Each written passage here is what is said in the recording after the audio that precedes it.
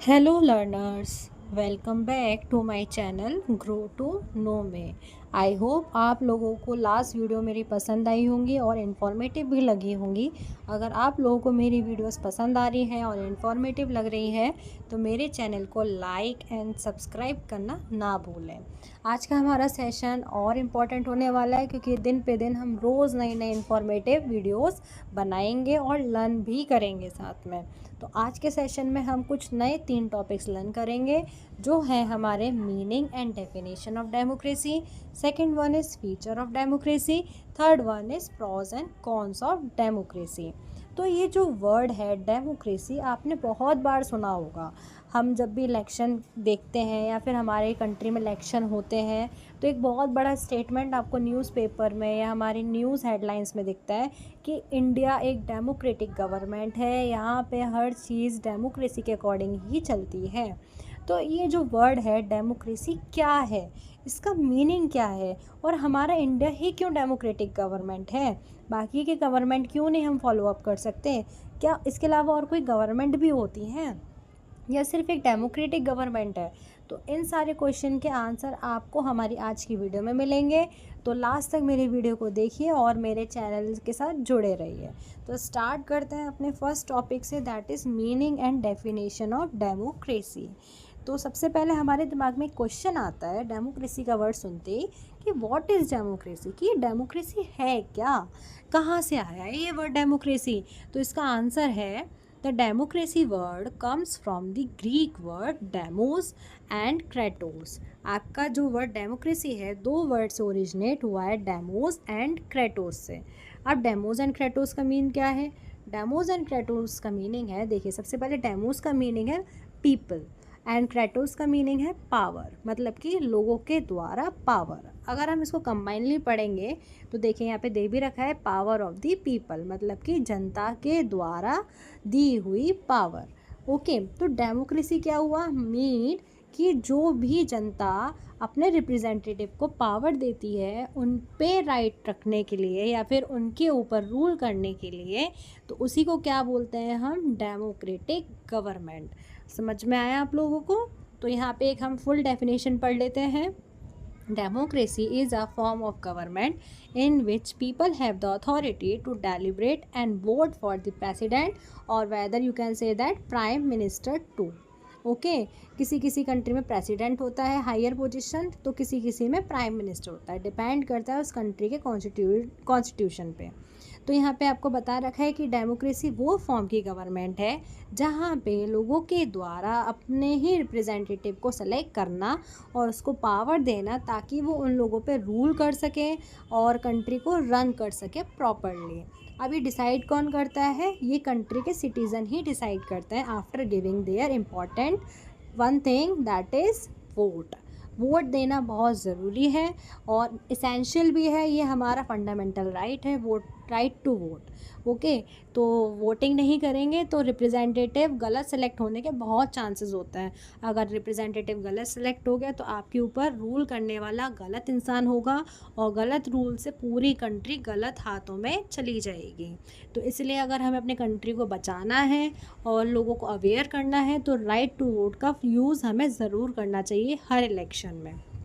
अब यहाँ पे बता भी रखा है डेमोक्रेटिक गवर्नमेंट हमारे लिए क्या वर्क करती है, हमारे फंडामेंटल राइट्स को बचाती है, हम लोगों के पर्सनल फ्रीडम्स की रक्षा करती है। पर्सनल फ्रीडम का मतलब है कि अगर हमारे लिए कोई नुकसानदायक चीज़ें हो रही हैं या फिर हम लोगों को कोई नुकसान कर रहा है तो हमारे लिए लड़ने के लिए या हमारे लिए आवाज़ उठाने के लिए गवर्नमेंट रिस्पॉन्सिबल है, क्योंकि हमने ही उसको गवर्नमेंट में बनाया है और गवर्नमेंट हमारे लिए ही काम करेगी। क्योंकि अब्राहम लिंकन ने भी बोला है कि government means to the people, for the people and by the people. So इस स्टेटमेंट को हमें याद रखना होता है क्योंकि ये डेमोक्रेटिक गवर्नमेंट का ये बेस है और गवर्नमेंट तभी बनती है डेमोक्रेसी में जब लोगों के द्वारा इलेक्शन में वो जीतती है।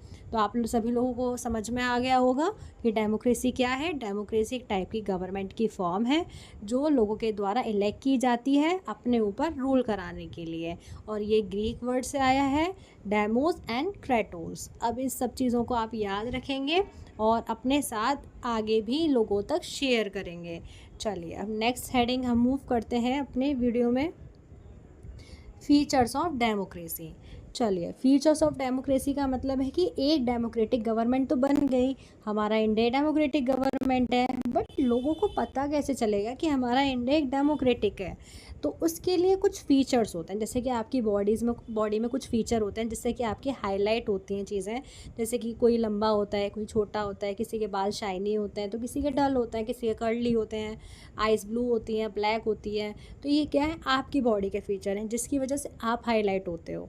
और ऐसे ही डेमोक्रेटिक गवर्नमेंट जब हमें पता करने की हमारी कंट्री में है या नहीं है, तो उसके कुछ फीचर्स हैं, जैसे कि पहला फीचर है final decision making power must rest with elected representative. जो फाइनल डिसीजन पावर होती है किसी भी इलेक्शन में, वो रिप्रेजेंटेटिव के हाथ में होती है जिसको हमने ही सेलेक्ट किया है। ठीक है। सेकंड पॉइंट है democracy must be based on a free and fair election. Democracy हमेशा free and fair election country में ही एग्जिस्ट करती है। ऐसा नहीं है किसी कंट्री में मैंने ज़बरदस्ती वोट डलवाए हैं या फिर मैंने डरा के वोट डलवाए हैं तो वो रिप्रेजेंटेटिव एक डेमोक्रेटिक रिप्रेजेंटेटिव नहीं माना जाएगा, क्योंकि उस रिप्रेजेंटेटिव को लोगों ने ज़बरदस्ती सेलेक्ट करा है, अपने मन से नहीं किया है। तो that's why in a democratic government there must be free and fair election. Next one is one vote and one value. हमारे मेन फीचर जो होता है डेमोक्रेटिक गवर्नमेंट का, जिसको हम बेस बोलते हैं, that is one vote and one value. मतलब कि जितने भी हमारे इलेक्शन होते हैं उनमें सभी लोगों का वोट एक समान होता है, चाहे वो फीमेल हो, चाहे वो मेल हो, चाहे वो बूढ़ा हो, चाहे वो यंग हो, सबका वोट एक समान है और सबके पास इक्वल राइट है। That is one vote and one value. Last but not least it is very much important, क्योंकि ये कहता है government rules within limits set by constitutional laws and citizens right. Mean कि जो government form होती है after election, उसको जो भी रूल्स या रेगुलेशन बनाने होते हैं वो हमारे कॉन्स्टिट्यूशन को ध्यान में रख के बनाने होते हैं। वो कोई भी ऐसे रूल रेगुलेशन नहीं बना सकता जिससे किसी भी पर्सनल का या फिर किसी भी सोसाइटी को हार्म पहुँचे, क्योंकि उसको बनाया किसने है, लोगों ने ही, और लोगों के लिए ही उसको काम करना है, इसलिए उसे कॉन्स्टिट्यूशन की मर्यादा में ही काम करना होता है। तो नेक्स्ट पॉइंट हम देखेंगे हमारी स्लाइड में। आपको यहाँ पे जितने भी हमने फीचर्स पढ़े उनके main rule, second one is everyone is equal under the law, third one is elected representative carry out the people's will, fourth one is freedom, then right of the individual protected, then government by and for the people। ये हमारे कुछ main point highlight मैंने आपको करके बताए हुए भी हैं, चाहे आप इन्हें नोट डाउन भी कर सकते हैं। इन फीचर्स में आपके सारी गवर्नमेंट जितनी डेमोक्रेसी वर्क कर रही हैं करेंटली, ये सारे फीचर्स को ज़रूर फॉलो अप करती हैं। चलिए move to the next part, that is democracy pros and cons. अब हमारे पास यहाँ पे नेक्स्ट पार्ट में क्या बता रखा है कि ये जो डेमोक्रेटिक गवर्नमेंट होती है, क्या इसका होना हमारी कंट्री के लिए फ़ायदेमंद है या नुकसानदायक है? क्या इसके अलावा कोई और गवर्नमेंट भी होती है? तो इसका आंसर आपको अब पता चलेगा कि आप खुद सोचिए, एनालाइज करिए। आपके सामने स्लाइड में एडवांटेजेस भी हैं और डिसएडवांटेजेस भी हैं। क्या आपको लगता है कि एडवांटेजेस ज़्यादा हैं या डिसएडवांटेजेस ज़्यादा हैं? तो मैं आपको पहले बता देती हूँ। Government is a form of government, democracy is a form of government in which all eligible citizen have an equal vote in selecting its own leader। ये हम पहले डिस्कस कर चुके हैं। डेमोक्रेसी वो फॉर्म ऑफ गवर्नमेंट है जहाँ पे सभी सिटीज़न के पास एक राइट है, डेट इज़ वोटिंग राइट, अपने लीडर को सेलेक्ट करने के लिए। उसके बाद एडवांटेजेस बात करते हैं पहले हम, दैन डिसएडवांटेजेस की करेंगे। तो एडवांटेज में पहला एडवांटेज है respect the will of the people. हम लोगों को रिस्पेक्ट करनी चाहिए लोगों के मत की। मतलब कि एक डेमोक्रेसी में सबसे ज़्यादा क्या इम्पॉर्टेंट होता है कि लोग जिसको सेलेक्ट करना चाहते हैं उसकी वैल्यू होनी चाहिए और उसकी रिस्पेक्ट होनी चाहिए। कोई भी ज़बरदस्ती वोट नहीं करवा सकता। Second one is promote accountability. अगर किसी ने किसी को सेलेक्ट किया है, सपोज़ कीजिए मैंने किसी को हायर किया है मेरे काम के लिए, तो वो जो इंसान हायर हुआ है तो उसकी रिस्पॉन्सिबिलिटी और अकाउंटेबिलिटी भी तो बनती है ना, कि जो मैं उसे टास्क दूंगी वो उसके लिए अकाउंटेबल हो, कि अगर उसने कुछ काम बिगाड़ा है तो भी वो मुझे जवाब देगा, अगर कोई काम अच्छा किया है तो भी वो एप्रिसिएशन लेने लायक है। Third one is encourage citizen participation. Democracy आने से लोगों के बीच में उत्साह आता है कि हम भी पार्टिसिपेट करेंगे, हमें भी रिप्रेजेंटेटिव बनना है या हम भी वोट दे सकते हैं। तो that is the main feature two. Next one is allow for dissent. इसका मीन होता है कि अगर हम किसी भी चीज़ से खुश नहीं हैं तो हम उसके अगेंस्ट अपनी पिटीशन दाखिल कर सकते हैं इन द कोर्ट। ये डेमोक्रेटिक गवर्नमेंट का एक one of the main feature है। Often respect minorities and allow for their representation. अब जो बच्चे 18+ हो जाते हैं, हमारी गवर्नमेंट उनको भी राइट देती है कि वो भी समझदार हैं और वो भी जानते हैं कि उनके लिए क्या सही है और क्या गलत है, तो वो भी राइट ले सकते हैं to vote and select their representative. Has check and balance and power. अब डेमोक्रेटिक गवर्नमेंट क्या भी चेक करती है, जो डेमोक्रेसी में गवर्नमेंट होती है वो ये भी चेक करती है कि जो पावर हमने रिप्रेजेंटेटिव को अपने दी हैं, क्या वो उनको सही से इस्तेमाल कर भी रहा है या नहीं कर रहा है। कुछ गलत पावर तो नहीं यूज़ कर रहा है उसमें, या फिर कुछ ऐसा तो नहीं कर रहा है जिससे किसी का नुकसान होगा। तो ये सारे फीचर्स हैं और एडवांटेजेस हैं हमारे डेमोक्रेटिक गवर्नमेंट के। अब कुछ डिसएडवांटेजेस भी हैं। सबसे पहला स्लो डिसीजन मेकिंग प्रोसेस। आपको भी पता है इलेक्शन एक लंबा प्रोसेस होता है, एक त्यौहार की तरह सेलिब्रेट किया जाता है इंडिया में। महीनों की तैयारियां होती हैं, तब जाके हमारा इलेक्शन कंप्लीट होता है। तो ये है slow decision making process. Next, favouritism to donors. मतलब कि ऐसा भी होता है कभी कभार कि रिप्रेजेंटेटिव मेरा मामा है या चाचा है, तो मैं कोशिश करूँगी कि मैं मेरे मामा या चाचा को ही वोट करूँ, चाहे वो करप्ट ही क्यों ना हो। बट ऐसा नहीं होना चाहिए, हमें फेवरिज्म नहीं करना चाहिए। जो इंसान जेन्युइन है, जो उस पोस्ट के लायक है, हमें उसी को ही वोट करना चाहिए। Third one is tendency towards political turmoil. मतलब कि आप लोगों को अपनी जिम्मेदारियों से पीछे नहीं हटना चाहिए। जैसे कि आपने देखा होगा बहुत सारे नेता वादा तो कर देते हैं कि हम आपको पानी देंगे, बिजली देंगे, लेकिन वो वादा पूरा नहीं करते हैं। तो इस तरीके के वादे हमें करने नहीं चाहिए। अगर हम करते हैं तो अवॉइड करना चाहिए कि हम लोगों की फीलिंग के साथ हर्ट ना करें।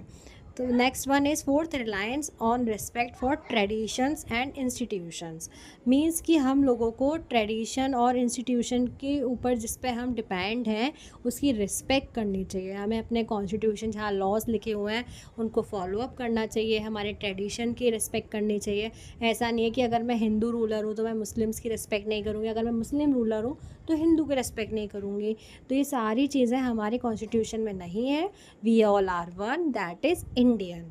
Last one is election are costly. तो आपको यहाँ पे बताया हुआ है कि जो इलेक्शन का प्रोसेस है, आपको पता है कितना लंबा प्रोसेस होता है और बहुत पैसा खर्च होता है। दैट्स वाई ये बहुत ज़्यादा कॉस्टली भी हो जाता है कभी कभार, और हमें इन सब चीज़ों से बचना चाहिए।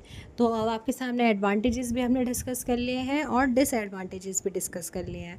अब आप लोगों को सोचना चाहिए कि हमारी इंडिया के लिए डेमोक्रेटिक गवर्नमेंट होना ज़रूरी है या फिर कोई और गवर्नमेंट भी चल सकती है।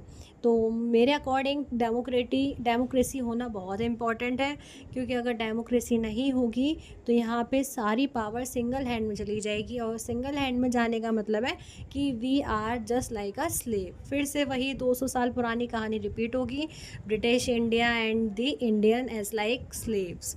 तो हम लोगों को हमारे वोटिंग राइट की प्रोटेक्शन करनी चाहिए, अपने रिप्रेजेंटेटिव को सही से सेलेक्ट करना चाहिए, फेवरिज्म नहीं करना चाहिए, और अपने लिए फ्यूचर के अकॉर्डिंग अपना इलेक्शन में पार्टिसिपेशन भी देना चाहिए।